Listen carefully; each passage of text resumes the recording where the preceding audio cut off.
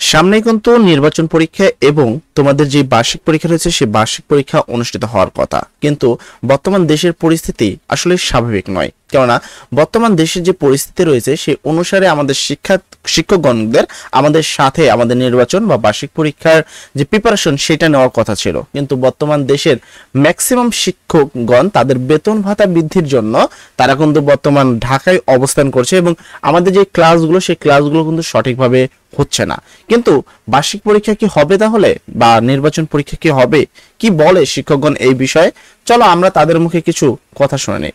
আমরা যদি jognews24.com এর শিক্ষা সংক্রান্ত ওয়েবসাইটে ঢুকি, সেক্ষেত্রে আমাদের ছাত্রছাত্রীর কথা তো দূরেই থাকুক, চারিদিকে খালি শিক্ষকগণদের কথা।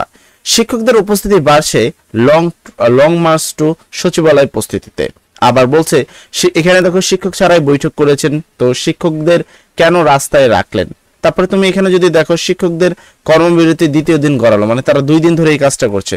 শিক্ষকদের আন্দোলনে তাদের উপরে কিন্তু আক্রমণ করেছে পুলিশ। তো এরকম নিউজ কিন্তু একের পর এক প্রত্যেকটা সাইডে রয়েছে। এখন প্রশ্ন হলো, আমাদের শিক্ষকদের যে বিষয়টা রয়েছে তা সমাধান না হলে আমাদের পরীক্ষা হওয়ার প্রস্তুতি কিন্তু একেবারেই নেই, বা আমাদের পরীক্ষা হবে কিনা সেই বিষয়ে শিক্ষকদের কি মতামত সেই বিষয়টা জানবো। তার আগে আমরা এই বিষয়টা একটু ক্লিয়ার করবো। বলা আছে মূল বেতনের 20% হারে বাড়ি ভাড়া যে আছে বাড়ি ভাড়া ভাতা সহ 3 দফা দাবিতে কেন্দ্রীয় শহীদ মিনারে দ্বিতীয় দিনের মতো অবস্থান কর্মসূচি পালন করেছেন শিক্ষকরা। বেলা যত গড়াচ্ছে এই কর্মসূচি শিক্ষকদের উপস্থিতি বাড়ছে। তারা পূর্ব ঘোষিত লং মার্চ টু সচিবালয় কর্মসূচি করার প্রস্তুতি নিচ্ছে।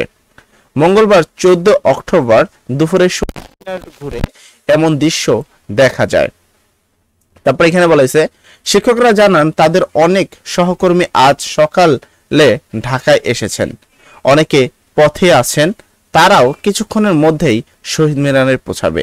এরপর লং মার্চ টু সচিবালয় কর্মসূচি শুরু করা হবে।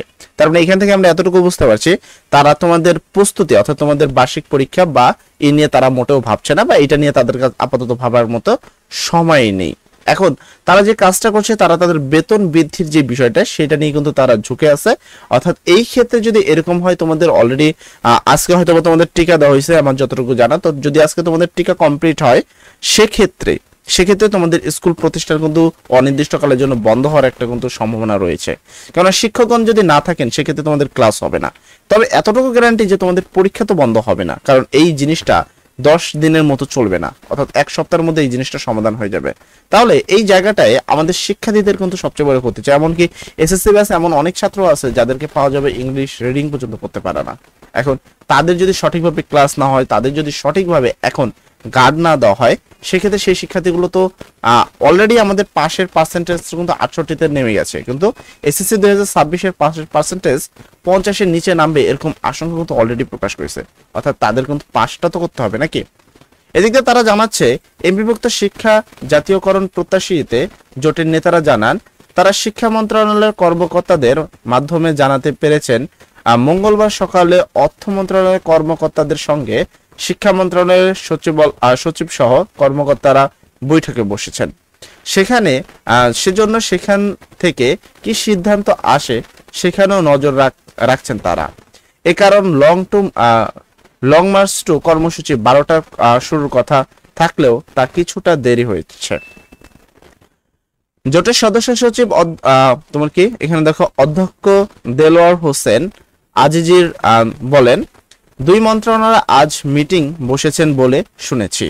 শিক্ষকদের আন্দোলন বিজয়ের দ্বার প্রান্তে পৌঁছে গেছে। 20% বাড়ি ভাড়া, 1500 টাকা মেডিকেল ভাতা ও কর্মসূচির তোমার 75% উৎসব ভাতার দাবি আদায় না হওয়া পর্যন্ত রাজপথ ছাড়ব না। অর্থাৎ তারা কিন্তু তাদের যে আন্দোলন সেটা কিন্তু ছাড়বে না যতক্ষণ না তাদের দাবিটা পালন করা হয়। এবং এই দাবির প্রেক্ষিতে যদি কথা বলি, তাদের দাবি হয়তোবা সঠিক, কেননা তাদের বেতন অনেকটাই কম, এমনটাই তারা দাবি করছেন। এখন যেখানে সবচেয়ে বড় সমস্যা, সেই সমস্যাটা হলো তোমাদের শিক্ষকরা যাই করুক না, তোমাদের কিন্তু পরীক্ষা কিন্তু অবশ্যই অনুষ্ঠিত হবে, সেই বিষয়টা তোমাকে খেয়াল রাখতে হবে। তাই পরীক্ষার প্রিপারেশন সবাই ভালোভাবে নিবা। সবার জন্য দোয়া করি। আসসালামু আলাইকুম।